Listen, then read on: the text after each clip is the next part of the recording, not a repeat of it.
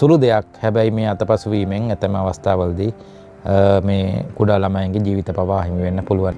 විශේෂයෙන්ම සම්මත ක්‍රමයෙන් පිට අදාළ දේ භාවිතා වීමේදී විශේෂයෙන්ම මේ ආරක්ෂණ ක්‍රමය ඇතැම් අවස්ථාවලදී අනතුරුදායක බවට එහෙම නැත්නම් වඩා හානිකර බවට පත් වෙන්න පුළුවන්කමක් තියෙනවා.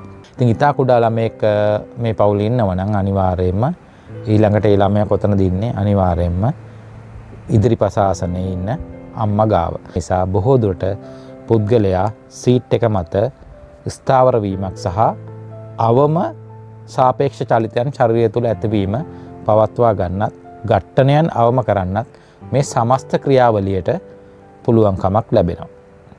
මේ ක්‍රියාවලිය හරියට සිද්ධ වෙන නම් මේ හැම දෙයක්ම ක්‍රියාත්මක වෙන්න ඕන. ඒ කියන්නේ ඔබ සීට් බෙල්ට් පැලඳගෙන ඉන්නත් ඕන, එයා බෑග් ක්‍රියාත්මක වෙන්නත් ඕන. දුරට අපි දකින දෙයක් තමයි ඉදිරිපස අසුනේ මව වාඩි වෙලා සීට් බෙල්ට් එක දාගෙන කුඩා දරුවව තමන්ගේ අතේ තියාගෙන යන එක තමයි හුඟක් වෙලාවට අපි දකින සංසිද්ධිය වෙන්නේ. කුඩා දරුවට සීට් බෙල්ට් එක දැමීමේ හැකියාවක් තියෙනවද? නැහැ. කිසිම ආකාරයකට සීට් බෙල්ට් එක දැමීමේ හැකියාවක් නැහැ. ඉතින් මෙන්න මේ අවස්ථාවේදී තමයි මේක ඉතා භයානක වෙන්නේ.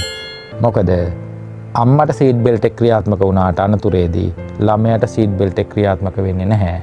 ඉතින් බොහෝ දුරට අපි ළමයාව වඩාගෙන යන ක්‍රමයට එක්ක බැලුවම මේ එයා බෑග් එක ක්‍රියාත්මක වීමේදී මේ එයා බෑග් එකත් බොහෝ දුරට ළමයාගේ මුහුණට එහෙම නැත්නම් හිස ප්‍රදේශයට තමයි සමාන්තර වෙන්නේ. මොකද බොහෝ දුරට බෙල්ල මැද තියෙද්දී රෝගියාගේ බෙල්ල මැද ඉතුරු වෙනකොට හිස මත පිටිපස්සට ගාමක බලයක් ඇති වෙනවා.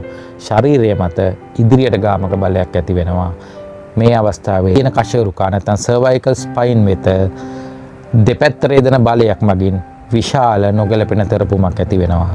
මේකේ ප්‍රතිඵලය ලෙස ඔවුන්ගේ බෙල්ලේ තියෙන කශේරුකා, ඊට වැදගත් කශේරුකා මට්ටම් වලින් විශාල ලෙස හානි වීමක් සිද්ධ වෙනවා. අමරණීය වූ ඊට බරපතල වූ අනතුරු වලට කුඩා දරුවන් මුහුණ දෙනවා මේ සිදුවීම නිසා. ඒක නිසා හොඳට මතක තියාගන්න.